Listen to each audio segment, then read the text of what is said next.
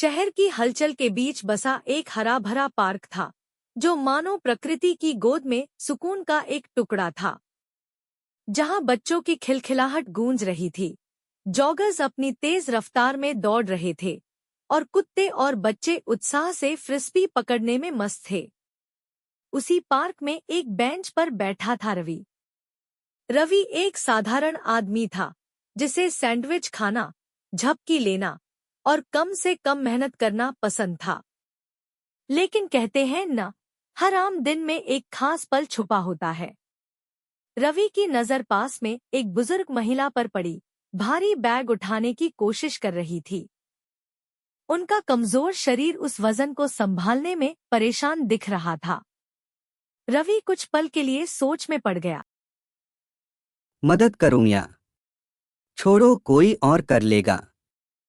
तभी उस महिला का बैग फट गया और उसमें से सेब इधर-उधर लुढ़कने लगे।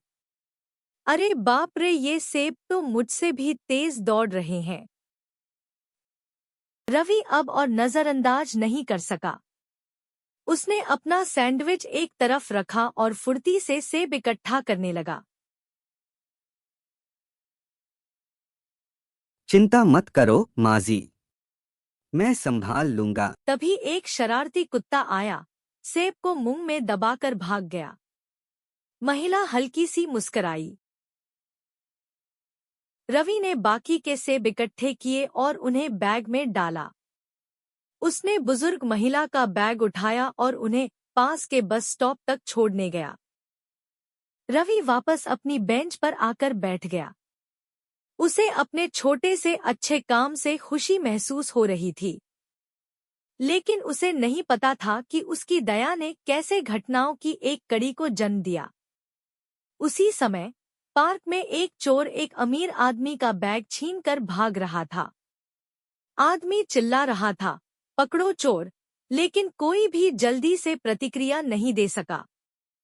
चोर तेजी से भागता है, लेकिन उसका पैर उस सेब पर पड़ गया, जिसे कुत्ते ने वहीं गिरा दिया था। चोर धड़ाम से गिर गया।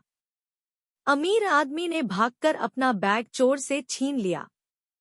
बेंच पर बैठा रवि ये सब देख रहा था। उसे ये समझते देर नहीं लगी कि सेब, कुत्ता और चोर की कहानी जुड़ी हुई थी। छोटे छोटे अच्छे काम पानी में पड़ने वाली लहरों की तरह होते हैं। वे दूर तक असर छोड़ते हैं। रवि का छोटा सा अच्छा काम एक बड़ी समस्या को रोकने में मददगार साबित हुआ। उस दिन रवि ने एक जरूरी सबक सीखा, हर छोटा अच्छा काम भी बड़ा बदलाव ला सकता है। और सैंडविच का एक और निवाला लेते हुए उसने सोचा, शायद मेहनत करना इतना बुरा भी नहीं है।